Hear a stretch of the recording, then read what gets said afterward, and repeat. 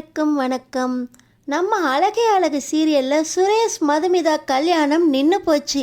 சுரேஷ் அழகுமதி கல்யாணம் எப்படி நடக்க போகுது தெரிஞ்சிருக்க முன்னாடி இந்த வீடியோக்கு ஒரு லைக் போட்டுக்கோங்க.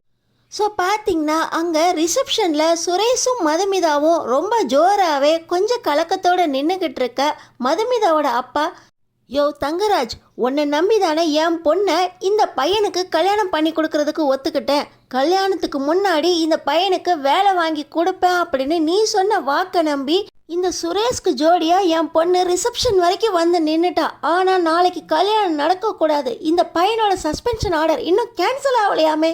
இவர் எஸ்பி ஆஃபீஸில் தான் வேலை பார்க்குறாரு. என்னோட ஃப்ரெண்டு, ரொம்ப நம்பிக்கைக்குரியவர். இவரே சொல்கிறாரு இன்னும் இந்த சுரேஷோட சஸ்பென்ஷன் ஆர்டர் கேன்சல் ஆகலையாமே. கல்யாணத்துக்கு முன்னாடி மாப்பிள்ளை சுரேஷுக்கு எஸ்ஐ போஸ்ட் கிடைச்சிரும் அப்படின்னு நீ தானே சொன்ன. இன்னைக்கு காலையில் எஸ்ஐ போஸ்ட் என்ன ஆச்சுன்னு கேட்டதுக்கு அவனோட சஸ்பென்ஷன் ஆர்டர் கேன்சல் ஆயிடுச்சு, என்னை நம்புங்க அப்படின்னு நீ தானே சொன்ன. இப்படி வாய் ஃபுல்லாக பொய்யா சொல்லியிருக்கியா? தங்கராஜ் ஊர்லே பெரிய மனுஷர், நாணயஸ்தர், வாக்கு மீற மாட்டார், கொடுத்த வாக்கை காப்பாற்றுவாருன்னு ஒன்றை நம்பி என் பொண்ணை இப்படி ரிசப்ஷன் வரைக்கும் நிற்க வச்சிருக்கேனே. நாளைக்கு என் பொண்ணு கல்யாணம் நடக்காதுன்னு நினைக்கிறப்பே எனக்கு எவ்வளோ கஷ்டமாக இருக்குது. என்னோட ஒத்த பொண்ணுக்காக இவ்வளோ பிரம்மாண்டமாக கல்யாணத்தை நடத்தணும்னு நினச்சா நீ இந்த பையனுக்கு வேலை இல்லாத பையனுக்கு என் பொண்ணை கல்யாணம் பண்ணி வைக்கணும்னு நினச்சிட்டியா? இந்த கல்யாணத்தை நான் அப்படியே நிறுத்துறேன். நிச்சயம் ரிசப்ஷன் வரைக்கும் வந்த கல்யாணத்தை அப்படியே நின்று போச்சுன்னு போய் உன் சொந்தக்காரங்களுக்கெல்லாம் சொல்லு. பெரிய மனுஷன் நம்பினா நீ ஏன் கழுத்தையே அறுத்துட்டீல.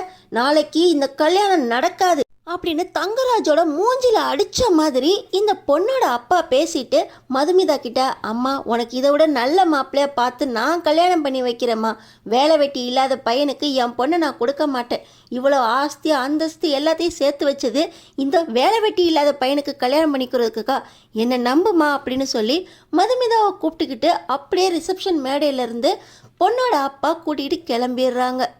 மாப்பிள்ளை, உங்களை நம்பி தானே என் பையனுக்கு நிச்சயதார்த்தம் முடிச்சுட்டு கல்யாணம் வரைக்கும் கூட்டிகிட்டு வந்தேன். என் பையனுக்கு வேலை கிடச்சிரும் நீங்கள் சொன்ன நம்பிக்கையில் தானே இப்படி என் பையன் இங்கே வந்து நிற்கிறான். நான் அப்பயே சொன்னேனே உண்மையை சொல்லிடலாம் அப்படின்னு. பார்த்தீங்களா மாப்பிள்ளை என்ன ஆச்சு அப்படின்னு. கல்யாணம் நின்று போச்சே மாப்பிள்ள அப்படின்னு இந்த ராகவன் தங்கராஜிக்கிட்ட புலம்ப, தங்கராஜிக்கிட்ட சுரேஷும் வந்துட்டு, மாமா எனக்கு மனசு கலக்கமாக இருக்குன்னு சொன்னேனே மாமா, பாருங்க மாமா என் கல்யாணமும் நின்று போச்சு, நான் தோற்று போயிட்டேனா மாமா அப்படின்னு சுரேஷ் அழுக. தங்கராஜ், மாப்பிள்ள நான் உன்னை தோக்க விட மாட்டேன் மாப்பிள்ள, என்னை நம்பு அப்படின்னு சொல்லி எல்லார் முன்னாடியும் தங்கராஜ் என்ன பண்ணுறது அப்படின்னு யோசிச்சுக்கிட்டு இருக்கும்போது அழகுமதியோட அப்பா அங்கே கிளம்பி போய்கிட்டு இருக்காரு. தங்கராஜிக்கிட்ட மன்னிப்பு கேட்டு எப்படியாவது அழகுமதி சொல்படி உங்களுக்காக நான் என்ன வேணா செய்யப்பா, நான் செஞ்ச தப்பை நானே சரி பண்ணுறேன் அப்படின்னு அழகுமதி சொன்ன வார்த்தையை காப்பாற்றுறதுக்காக தங்கராஜிக்கிட்ட மன்னிப்பு கேட்கறதுக்காக இந்த அழகுமதியோட அப்பா வந்திருக்காரு. அவர் இந்த கல்யாணம் நின்று போச்சு, இந்த நேரத்தில் தங்கராஜிக்கிட்ட பேசினா இன்னும் கோவம் அதிகமாகும் அப்படின்னு அப்படியே கிளம்பி போய்கிட்டு இருக்காரு. அவரோட கெட்ட நேரமோ என்னவோ தங்கராஜோட கண்ணில் மாட்டிக்கிட்டாரு. இப்போ தங்கராஜ், யோ ராமநாதா இங்கே வாயா அப்படின்னு கூப்பிட, சார் நான் வந்த நேரம் சரியில்லைன்னு நினைக்கிறேன் சார். என் பொண்ணு தான் செஞ்ச தப்பை தானே சரி பண்ணுறேன்னு சொன்னான். என் பொண்ணு மதியை நான் இப்பயே இங்கே கூட்டிகிட்டு வரேன் சார். அவள் உங்ககிட்ட மன்னிப்பு கேட்பா. அவள் என்ன செய்யணும்னு சொன்னீங்கன்னா அவளை செய்ய வைக்கிறது என் பொறுப்பு சார். எங்களை எந்த இதுவும் பண்ணிடாதீங்க சார் அப்படின்னு இந்த ராமநாதன் கெஞ்சுறாரு. இந்த தங்கராஜுக்கு மனசுக்குள்ளே அவ்வளோ சந்தோஷம். இருந்தாலும் இப்போ சுரேஷ் மாப்பிள்ளையோட கல்யாணம் நின்று போச்சே, அதனால் சந்தோஷத்தை வெளிப்படுத்த முடியல. ஓ, உன் பொண்ணோட கொட்டெல்லாம் அதுக்குள்ளே அடங்கி போச்சா? அவள் பார்க்குற வேலையை பிடுங்கினோடனே அவளுக்கு கொட்டெல்லாம் அடங்கி போச்சு போல அப்படின்னு தங்கராஜ் ரொம்ப சந்தோஷமாக இருக்க. என்னம்மாம்மா சொல்கிறீங்க? அவளோட வேலையும் போயிருச்சா? நான் பட்ட கஷ்டம் அவளுக்கு புரிஞ்சிருச்சா மாமா அப்படின்னு சுரேஷ் சந்தோஷப்பட, இன்னும் அவள் கொட்டத்தை அடக்கணுமாப்பிள்ள, அவளை உன் காலடியில் விழுந்து கதற வைக்கணும். நான் பண்ணுறேன் மாப்பிள்ள, பொறுமையாக இரு அப்படின்னு சொல்லி இப்போ தங்கராஜ் ராமநாதன் கிட்ட, நீ இப்பயே போய் உன் பொண்ணை இங்கே இழுத்துட்டு வா அப்படின்னு சொல்கிறாரு. ராமநாதனும், என் பொண்ணு உங்கள்கிட்ட மன்னிப்பு கேட்கா சார், நான் இப்பயே போய் அவரை இழுத்துட்டு வரேன் அப்படின்னு சொல்லி ராமநாதன் நேராக அவர் வீட்டுக்கு போகிறாரு. அங்கே போனவுடனே அழகுமதி, அப்பா என்னை மன்னிச்சிருங்கப்பா, என்னோட வேலையும் போயிடுச்சு, ஆனால் கண்டிப்பாக என் நம்பிக்கை இன்னும் போகலை. 30 லட்சம் ரூபாய் கடனை நான் அடைச்சிருவேன்ப்பா, என்னை நம்புங்கப்பா அப்படின்னு அப்பா கிட்ட மன்னிப்பு கேட்க, நான் சொல்கிறத கேட்பேன்னு சொன்னேல மதி, இப்போ நீ என் கூட வா அப்படின்னு சொல்லி அழகுமதியை கூட்டிக்கிட்டு அந்த கல்யாண மேடைக்கு ராமநாதன் போகிறாரு. இன்னொரு பக்கம் பார்த்தீங்கன்னா தங்கராஜு கிட்ட ராகவன், மாப்பிள்ள கல்யாணம் நின்று போச்சே மாப்பிள்ள, என்ன பண்ணுறது மாப்பிள்ள, இப்படி கல்யாணம் மேடை வரைக்கும் என் பையனுக்கு கல்யாணம் நின்று போச்சு, வேலையும் இல்லை கல்யாணமும் நின்று போச்சுன்னா அவன் ரொம்ப கஷ்டப்படுவானே மாப்பிள்ள, இதையெல்லாம் பார்க்க முடியல மாப்பிள்ள அப்படின்னு சொல்லி இந்த ராகவன் தங்கராஜு கிட்ட புலம்பிக்கிட்டு இருக்காரு. ஆனால் தங்கராஜ், மாமா நீங்கள் எதுக்கு இப்போ கவலைப்பட்டுட்டு இருக்கீங்க, சொன்ன முகூர்த்தத்தில் சொன்ன தேதியில் சுரேஷோட கல்யாணம் நடக்க தான் போகுது மாமா, தங்கராஜை பற்றி என்ன நினச்சிக்கிட்டு இருக்கீங்க அப்படின்னு சொல்லி தங்கராஜ் ரொம்ப கெத்தா, மாப்பிள்ள கல்யாணத்துக்கு ரெடியாக இரு மாப்பிள்ள அப்படின்னு சொல்லி சுரேஷ்கிட்ட சொல்லிக்கிட்டு இருக்காரு. கரெக்டாக இந்த ராமநாதன் அவங்க பொண்ணு அழகுமதியை இழுத்துக்கிட்டு வந்துட்டு இருக்காரு. சார், நீங்கள் சொன்ன மாதிரியே என் பொண்ணை கூட்டிகிட்டு வந்துட்டேன், என் பொண்ணு என்ன செய்யணும்னு சொல்லுங்கள் சார், அவள் உங்கள்கிட்ட மன்னிப்பு கேட்பா அப்படின்னு சொல்ல, அப்பா இங்கே தான் என்னை இழுத்துட்டு வந்தீங்களா, நான் எதுக்குப்பா இவர்கிட்ட மன்னிப்பு கேட்கணும் அப்படின்னு சொல்ல, நான் என்ன சொன்னாலும் செய்வேன்னு சொன்னில மதி, செஞ்ச தப்பை சரி பண்ணுறேன்னு சொன்னில மதி, நான் சொல்கிறத இனியாவது கேளு மதி, அவர்கிட்ட காலில் விழுந்து மன்னிப்பு கேளு மதி அப்படின்னு சொல்ல, தங்கராஜ் காலில் விழுந்து மன்னிப்பு கேட்குறது என்கிட்ட மட்டும் இல்லை, என் மாப்பிள்ளைகிட்டையும் கேட்கணும், ஆனால் இப்போ இல்லை, வாழ்நாள் ஃபுல்லாக நான் கேட்க வைக்கிறேன்.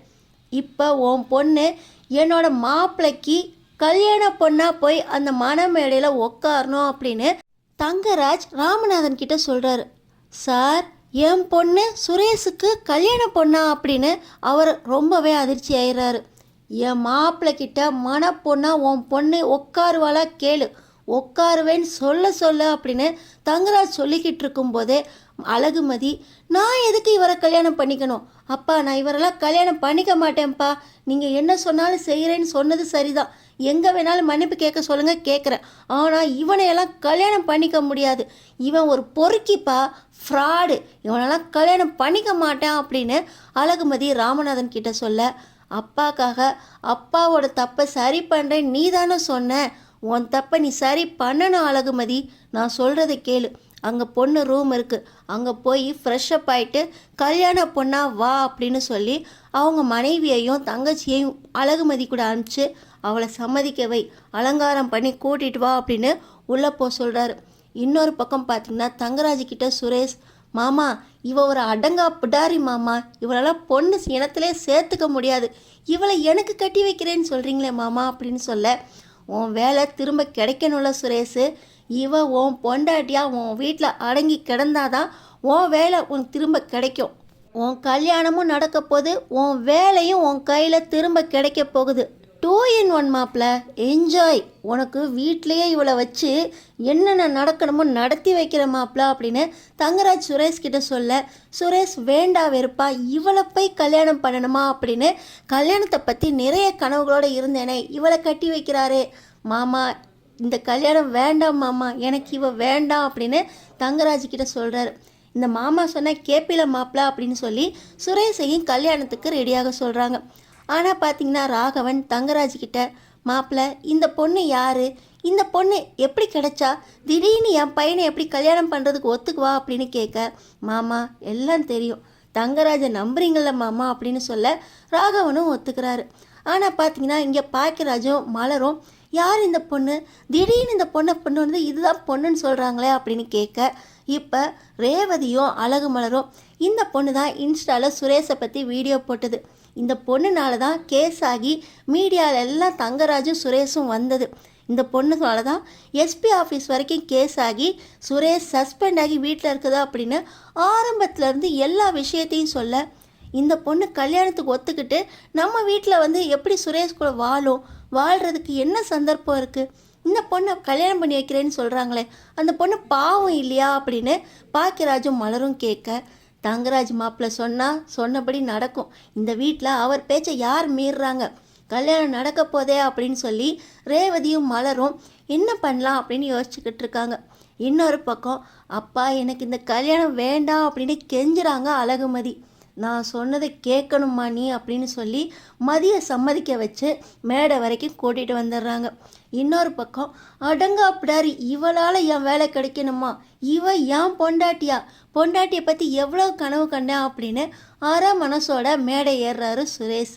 2 பேருக்கும் கல்யாணத்தை இந்த தங்கராஜே தாலி எடுத்து கொடுத்து கல்யாணம் பண்ணுடா, தாலி கட்டுடா மாப்பிளா அப்படின்னு சொல்ல சுரேஷ் வேண்டா வெறுப்பா அழகுமதி கழுத்தில் தாலி கட்ட போக மதியம் தாலியை வாங்குறனா உனக்கு தூக்கு கயிறா மாறப்போகுதா அப்படின்னு நினச்சிக்கிட்டே இந்த சுரேஷ் கையால் கழுத்தில் தாலி வாங்குறாங்க. நம்ம சுரேஷ் அழகுமதியோட கல்யாணம் இந்த தங்கராஜ் கையாலே தாலி எடுத்து கொடுத்து நடக்குது. சுரேஷும் அழகுமதியும் சந்தோஷமாக எப்படி வாழ முடியும்? 2 பேரோட வாழ்க்கை எப்படி அமைய போகுது? அடுத்தடுத்து என்ன நடக்க போகுதுன்னு தெரிஞ்சுக்கிறதுக்கு நம்ம சேனலை சப்ஸ்கிரைப் பண்ணி தொடர்ந்து பார்த்துக்கிட்டே இருங்க.